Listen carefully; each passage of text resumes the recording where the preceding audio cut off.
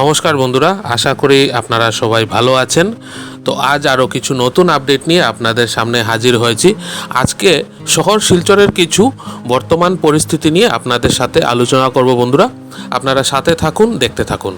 বন্ধুরা, বর্তমানে আপনারা ছবিতে দেখতে পাচ্ছেন শিলচর কলেজ রোড এবং আশ্রম রোডের যে জমা জলে নালাগুলো ভর্তি হয়ে গেছিলো এবং নর্দমা, সেগুলো পরিষ্কার করার কাজ চলছে। সেটা অবশ্যই ভালো কথা, কিন্তু সাথে দেখতে হবে যে নর্দমার যে নোংরাগুলো তুলে রাস্তার পাশে রাখা হয়েছে সেটা যেন রাস্তার পাশে থেকে না যায়। সেগুলোকে অতি অবশ্যই এখান থেকে নিয়ে যেতে হবে। রাস্তার পাশে এগুলো থাকলে যদি রোদ হয় তাহলে এগুলো শুকিয়ে গিয়ে প্রচণ্ড ধুলোর সৃষ্টি হবে, আর যদি বৃষ্টি হয় তবে সেগুলো আবার নালায় গিয়ে পড়বে, নালাটা আবার ভর্তি হয়ে যাবে, আর পুরো কাজটাই পণ্ডশ্রমে পর্যবসিত হবে। তো বন্ধুরা, চলুন এখন বিবেকানন্দ রোডের কিছু আপডেট পরিস্থিতি আপনাদেরকে দেখাচ্ছি।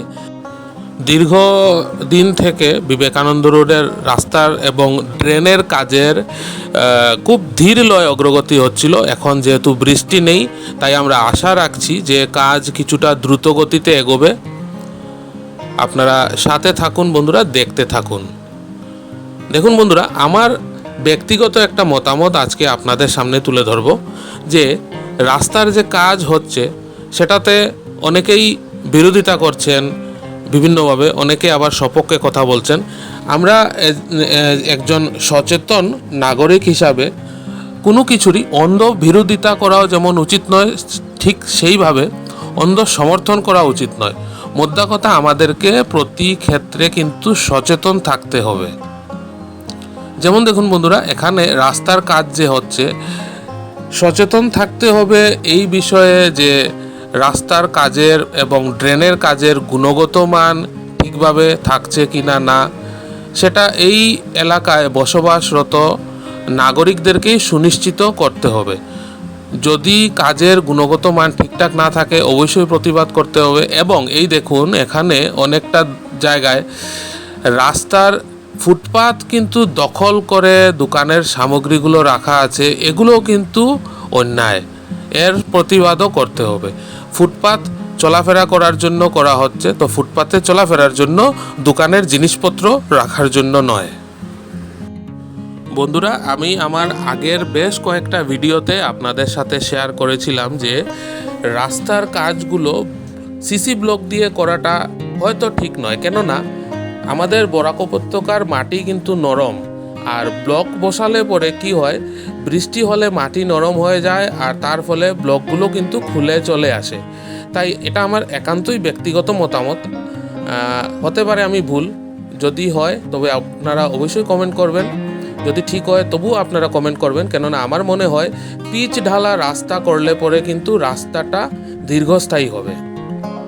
বন্ধুরা, এখন চলুন আপনাদেরকে তারাপুর শিববাড়ি রোডের যে সিঙ্কিং এরিয়াটা ছিল সেখানে কি বর্তমান পরিস্থিতি আছে সেটা আপনাদেরকে দেখাবো। বন্ধুরা, আপনাদের হয়তো মনে আছে গত মাসের অর্থাৎ মে মাসের 31 তারিখে আমাদের মাননীয় মন্ত্রী শ্রী পীযূষ হাজারিকা মহোদয় এই তারাপুর শিববাড়ি বাঁধে দাঁড়িয়ে শিলচরবাসীকে আশ্বস্ত করে গেছিলেন যে আগামী 10 দিনের মধ্যে এখানে পাকাপাকিভাবে স্থায়ী সমাধানের জন্য কাজ শুরু হবে। আপনাদের হয়তো এটাও মনে আছে বন্ধুরা যে মাননীয় মন্ত্রী মহোদয় পরপর 2 দিন এই তারাপুর শিববাড়ি রোডের ক্ষতিগ্রস্ত অংশ পরিদর্শন করেছিলেন। তিনি বলে গেছিলেন যে যেহেতু এই ক্ষতিগ্রস্ত অংশটা সিঙ্কিং জোন, তাই এখানে এলিভেটেড রোড তৈরি করা হবে, যার দৈর্ঘ্য হবে 210 মিটার। পিডব্লিউডির দায়িত্বপ্রাপ্ত আধিকারিকের সাথে সে সময় মাননীয় মন্ত্রী মহোদয়ের বৈঠকও হয়েছিল এবং পিডব্লিউডি ডিপার্টমেন্টের এই কাজ পরিচালনা করবে বলে তিনি আমাদেরকে জানিয়েছিলেন। বন্ধুরা, সবথেকে বড় কথা হচ্ছে যে প্ল্যানিংয়ের সাথে সাথে এক্সিকিউশনটাও খুব জরুরি। এখন যদি আমরা মাননীয় মন্ত্রী মহোদয়ের কথা নির্ভর করি তবে উনার ভাষ্য মতে এখন এই ক্ষতিগ্রস্ত অংশটাতে কিন্তু কাজ শুরু হয়ে যাওয়ার কথা, কিন্তু দেখুন এখানে শুধুমাত্র কিছুটা মাটি ফেলা হয়েছে, আর মাটি ফেলাটা আমার মনে হয় এলিভেটেড রোডের কোনো কাজের অংশ নয়। কেননা যেহেতু কাজটা স্যাংশন হয়ে গেছে বলে মাননীয় মন্ত্রী মহোদয় বলেছিলেন, তাহলে পূর্ত বিভাগ এখন কোথায়? এখন তো বৃষ্টি হচ্ছে না, কাজ শুরু করতে এত গড়িমসি কেন? নিশ্চয়ই জানতে চাইবে ভুক্তভোগী জনসাধারণ। গত 25 দিনের মতো হয়ে গেল বরাক নদী দিয়ে অনেক জল গড়িয়ে গেছে। এই ভাঙ্গা রাস্তাটাতে অনেক রিক্সা, অটো, বাইক দুর্ঘটনাগ্রস্ত হয়েছে, হয়তো আহত হয়েছেন অনেকেই। কিন্তু 10 দিনের মধ্যে কাজ শুরু হবে বলা সত্ত্বেও কাজটা যে শুরু হলো না, সেটার দায় কে নেবে? সরকার থেকে স্যাংশন আসলে কাজ শুরু হলো না কেন, তার জবাবটা তো কাউকে দিতে হবে। কে দেবে? পূর্ত বিভাগ? আমাদের তো জানা নেই। বন্ধুরা, আপনারা আপনাদের মতামত অবশ্যই কমেন্ট করে জানাবেন। আপনারা এই ভিডিওটা সবার মাঝে ছড়িয়ে দিন যতটুকু সম্ভব হয়। এখন কয়েকদিন থেকে বৃষ্টি হচ্ছে না বলে রাস্তাটা শুকনো এবং কোনোভাবে গাড়ি চলাচল করছে। আবার বৃষ্টি হলে এই জায়গাতে কি অবস্থা হবে সেটা সহজেই আপনারা ধারণা করতে পারছেন। বন্ধুরা, এই কিছুদিন আগে যখন বৃষ্টি হচ্ছিল, রাস্তাটা পুরো নষ্ট হয়ে গেছিল, তখন রাস্তার দুদিকে ব্যারিকেড করে দেওয়া হয়েছিল, 4 চাকার গাড়ি বন্ধ করে দেওয়া হয়েছিল এবং এর ফলে প্রচণ্ড অবর্ণনীয় অসুবিধার সম্মুখীন হয়েছিলেন এই এলাকার লোকজন। তো অবশ্যই আশা করি আপনারা যারা এই এলাকার বাসিন্দা আছেন তারা আওয়াজ তুলুন। এই কাজ কেন শুরু হয়নি তার জন্য অতি অবশ্যই আপনারা জিজ্ঞেস করতে পারেন। দেখুন, সচেতন থাকাটা আমাদের খুবই জরুরি। সচেতন যদি আমরা না হই বা আমরা যদি সচেতন না থাকি, তাহলে তার ফলটা কিন্তু ভোগ করতে হবে আপনার আমার মতো সাধারণ জনসাধারণেরই।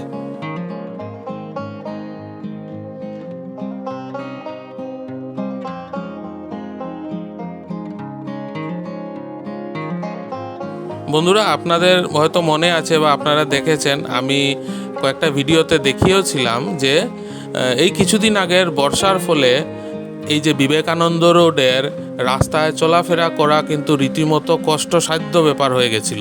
এখন যেহেতু বৃষ্টি নেই, তাই রাস্তায় চলাফেরা করা যাচ্ছে, কিন্তু আমরা আশা রাখছি খুব তাড়াতাড়ি এই রাস্তার কাজটা সম্পূর্ণ হবে।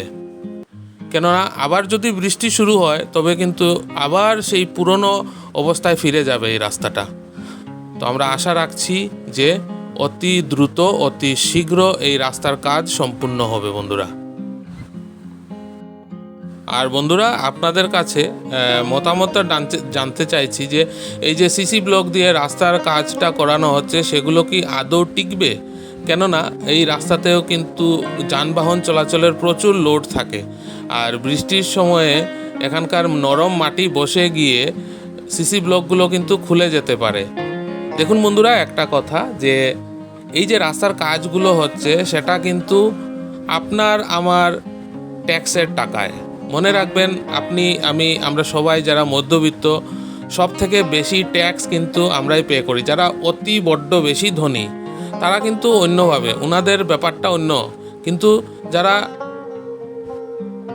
মধ্যবিত্ত, যারা খেটে খাওয়া মানুষ, তাদের টাকা এইভাবে যদি বিফলে যায়, সেটা কোনো অবস্থাতেই কিন্তু মেনে নেওয়া যাবে না। তো এই ব্যাপারে আপনাদের কি মতামত অবশ্যই আপনারা কমেন্ট বক্সে জানাবেন বন্ধুরা।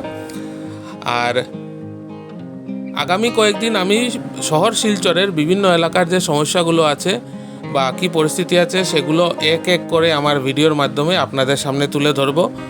আমার সাথে যোগাযোগ করতে হলে ফোন নাম্বারটা দেওয়া আছে বন্ধুরা, আপনারা যে কোনো সময় আমার সাথে যোগাযোগ করতে পারেন। যদি আপনার মনে হয় যে আপনার এলাকার কোনো সমস্যা আমার ভিডিওর মাধ্যমে সবার সামনে তুলে ধরব, অবশ্যই আমার সাথে যোগাযোগ করবেন। আমি আপনার কথা মতো আপনার এলাকায় পৌঁছে যাব। আমার ভিডিওর মাধ্যমে সবার সামনে আপনার সমস্যা, আপনার এলাকার সমস্যা তুলে ধরব বন্ধুরা।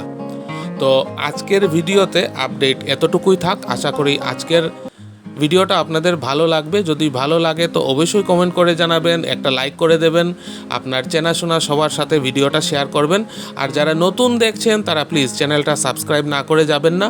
সাবস্ক্রাইব করে পাশে থাকা বেল আইকনটা অবশ্যই প্রেস করে দেবেন, তাতে যখনই আমি আর একটা নতুন ভিডিও দেব তার নোটিফিকেশন সাথে সাথে আপনার কাছে চলে আসবে। খুব তাড়াতাড়ি আগামীকাল আরও কিছু নতুন ভিডিও নিয়ে আপনাদের সামনে হাজির হব। ততক্ষণ আপনারা সবাই ভালো থাকবেন, সুস্থ থাকবেন। পাশে থাকার জন্য অনেক অনেক ধন্যবাদ।